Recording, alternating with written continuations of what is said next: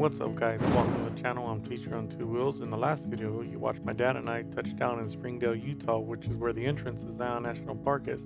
Today we're going to ride through it and let's see what else we get into. Let's get it.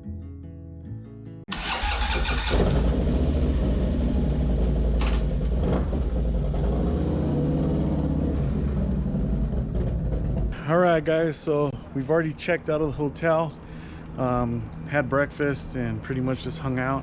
We're about to enter Zion National Park and do a ride through and head our way to the north rim of the Grand Canyon. So we'll take you guys with us, so let's get busy. So my pops and I made our way to the west entrance of Zion National Park, and a couple things I'd like you to note is that that line can get rather long. We got real lucky and the line was short. As you can see, we pulled right on up. I would definitely suggest that you guys pick up one of these America the Beautiful passes. They're $80 for the whole year. They'll save you a bunch of money. Every national park costs about $35 per bike, but with this pass you could actually get you and your riding buddy in for free, so it'll save you guys both a bunch of money. Hopefully this helps, so let's get it and let's go. When we wake, hear the birds and see the sun. Side by side our fears are done. Oh, the good times just begun.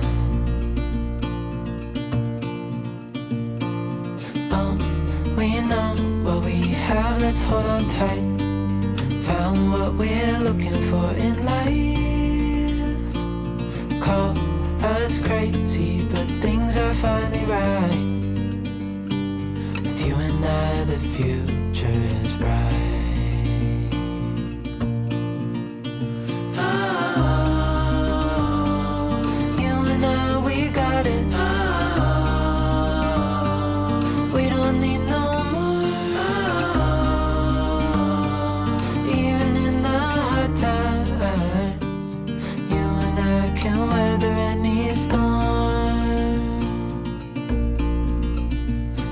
Sleep, hear the crickets, see the moon. Side by side and through. No limit to what we can do. Oh, we know what we have, let's hold on tight. Found what we're looking for in life. Call us crazy, but things are finally right. With you and I, the future is bright. As you exit the east end of the national park, you have about a 15-mile ride until you hit the 89. You start to move away from that rocky, reddish, tan-colored Navajo terrain and into a bit of a tree foliage, but that don't last too long, so don't get used to it. Things are about to get flat real quick.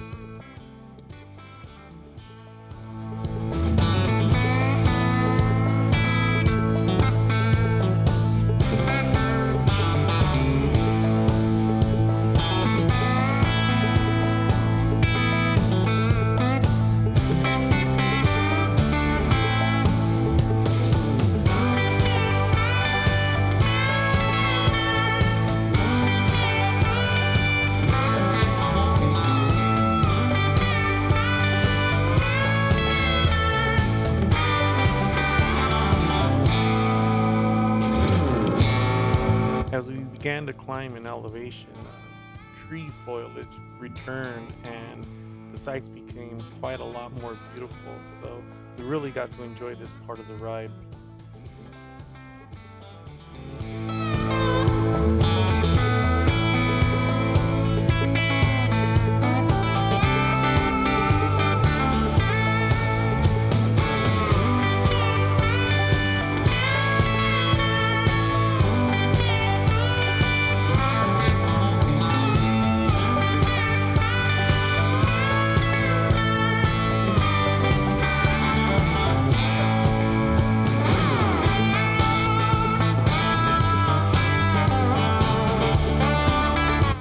Miles before we entered the Grand Canyon National Park, we were greeted with this really beautiful open meadow and we took this opportunity to get off the bikes and enjoy the scenery and fly the drone a little bit.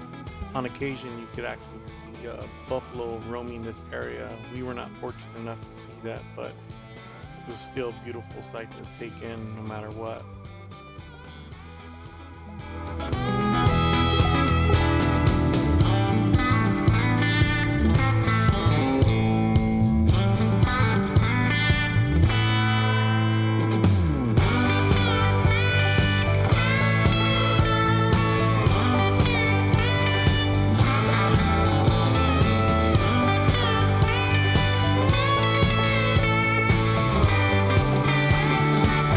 Before my pops and I took in the sights of the Grand Canyon, dehydrated and had some beef jerky as we had been on the road for quite a bit of time. It was these moments that I really got to bond my dad, which was pretty cool. This was my first time visiting the north rim of the Grand Canyon. My pops had actually been there before. Being that this was my first time, I was really impressed with how much different it is from the south rim. There's less people, there's this really gorgeous lodge that you can view the canyon from and just enjoy the sights. You see people just relaxing, tanning. You almost feel like you have to whisper when you're in this area because it's so just pleasant and quiet and a really enjoyable experience. If I were to ever visit the north rim of the Grand Canyon again, I would definitely stay in the cabins that they have to offer, and also I would enjoy the dinner that they have there. Because we were on a time crunch, we really didn't have much more time to stay there as we had to hit the road again because we needed to get to where we were staying for the night.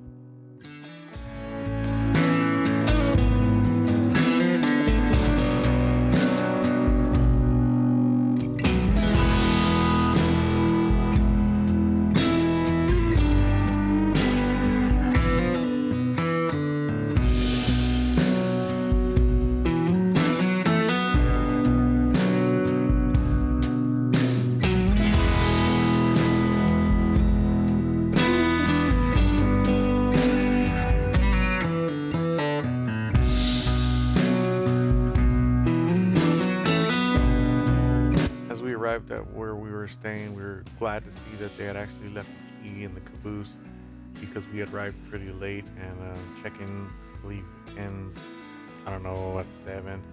So we got to do a quick little walkthrough. We see that there's a queen-size bed and a futon that folds out. They have a little kitchenette and perfect for just warming some basic stuff up. A good-sized bathroom. I was actually really impressed with how they had decorated it and tiled it and everything else. So really cool place. I was really glad I got to stay there. So after we checked in, we had to hurry up and see if we can go get a bite to eat, as a lot of places are starting to close. All right, guys, so the biker gods were looking out for me and my pops today. First of all, we got here a little late. We weren't even sure we were gonna be able to check in. We ended up making it happen. We got checked in. Luckily, the place left our key. I already showed you that place. But then I was like, okay, we gotta eat. I saw this place. I saw some people sitting right here. But when we came, they said we're closed already. I was about to walk away, and I said, can I at least buy some chips? So they offered to make me and my dad some sandwiches. So we're not gonna go hungry tonight. Good business. Awesome business. Check it out. Dan's an awesome man, and his name of his business is Hoovers. You could actually stay here. They have some places in the back. They have RV parking, and they also have some cabins. So, and he's a biker, and he said he would never let a biker stranded on the side of the road, and he kept us full. So we're gonna eat today. So, right on, guys. Let's get to the cabin and let's call it a day. Or actually, let's get to our caboose and call it a day.